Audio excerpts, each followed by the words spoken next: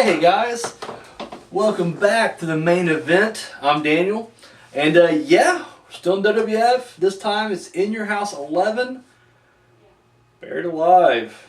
Blanked on name for a second. Don't know how. It's the main event. Anyways, so this is October 20th, 1996, at the Market Square Arena in Indianapolis, Indiana. That's right, my backyard. And yeah, it's a little under 10,000. Yeah, this shot, not quite. About 9,500, I guess. Doesn't matter. Under 10. Anyways, the main event, Buried Alive match.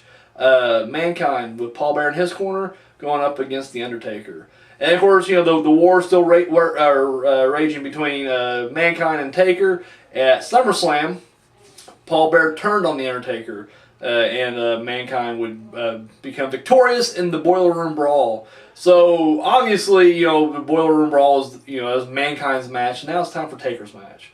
What kind of match could he do? Well, the first ever Buried Alive match, where the goal is to take your opponent out of the ring, take him up to the designated burial plot, throw him in there, and then bury him alive.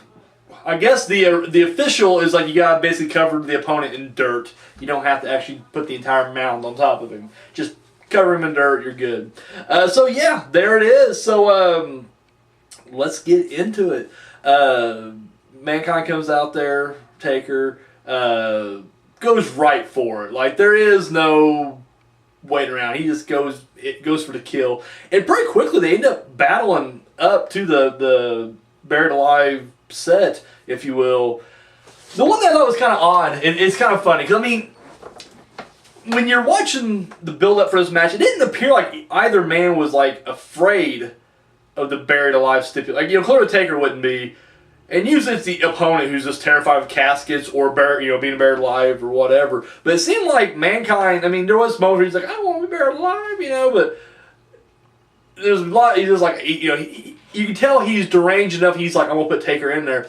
But it just seems funny because, like, you know, you have to drag your opponent up there. We're going kayfabe here. Now, if you're terrified, I can understand, you know, you're fighting away, then you run back to the ring. I get that.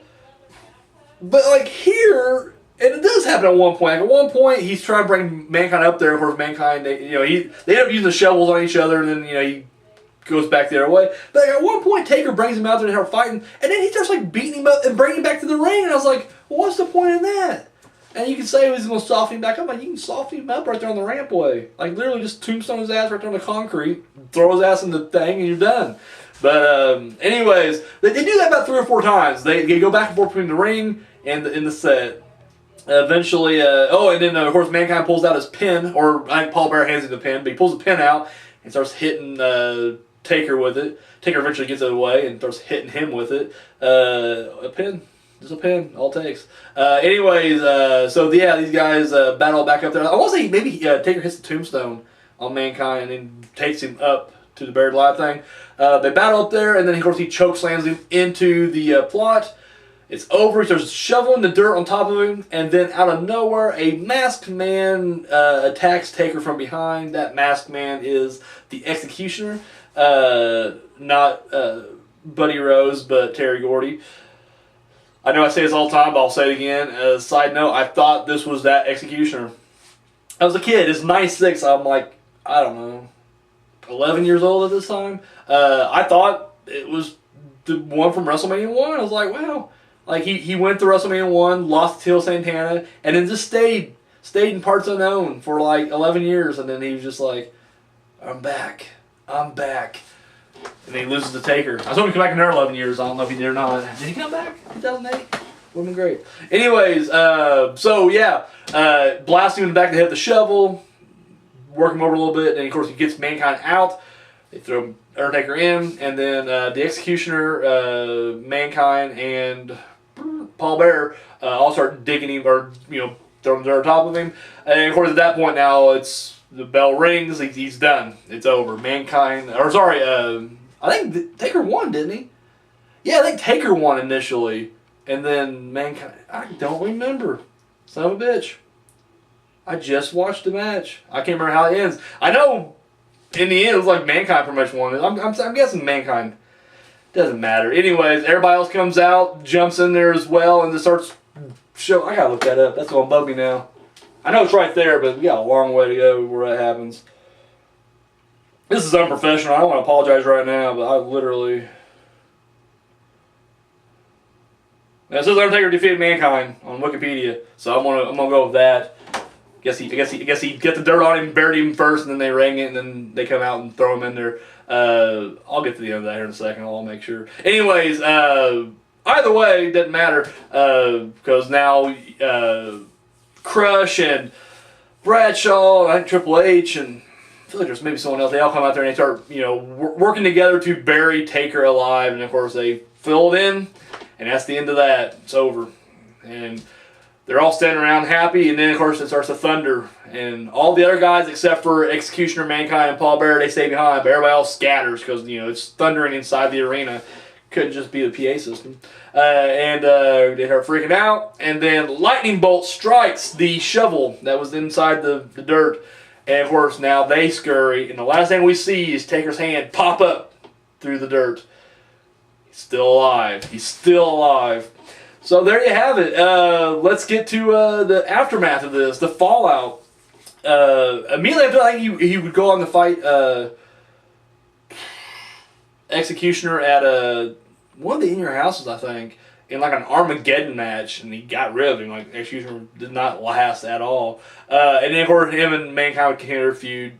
My God, forever, like 2 years.